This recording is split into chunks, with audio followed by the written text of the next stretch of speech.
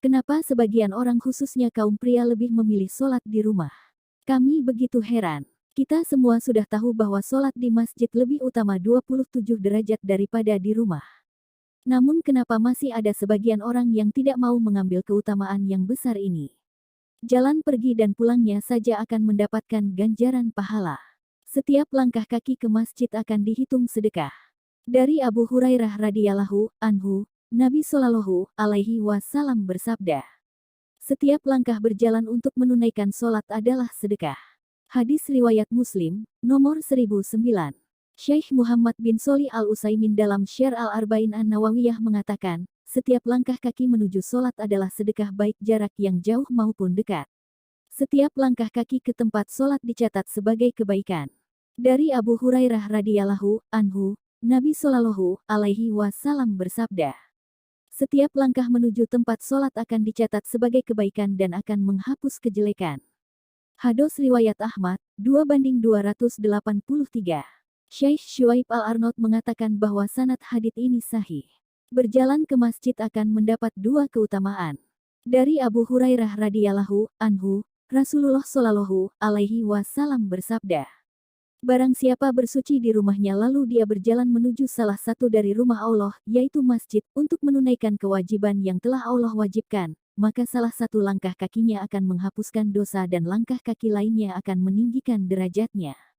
Hadis riwayat Muslim, nomor 666.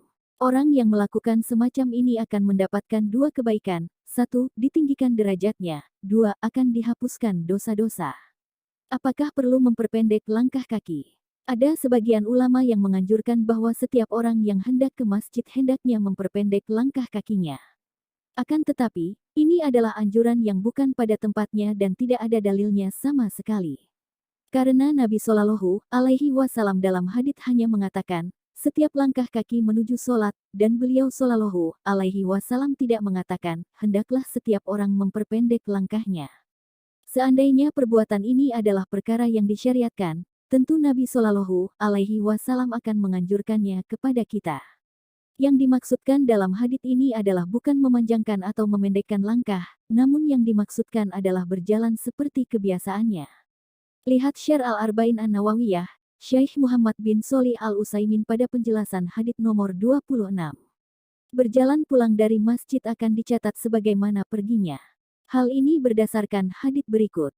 Dulu ada seseorang yang tidak aku ketahui seorang pun yang jauh rumahnya dari masjid selain dia. Namun dia tidak pernah luput dari salat. Kemudian ada yang berkata padanya atau aku sendiri yang berkata padanya, bagaimana kalau engkau membeli keledai untuk dikendarai ketika gelap dan ketika tanah dalam keadaan panas? Orang tadi lantas menjawab, aku tidaklah senang jika rumahku di samping masjid. Aku ingin dicatat bagiku langkah kakiku menuju masjid dan langkahku ketika pulang kembali ke keluargaku. Rasulullah Shallallahu alaihi wasallam bersabda, sungguh Allah telah mencatat bagimu seluruhnya. Hadis riwayat Muslim, nomor 663.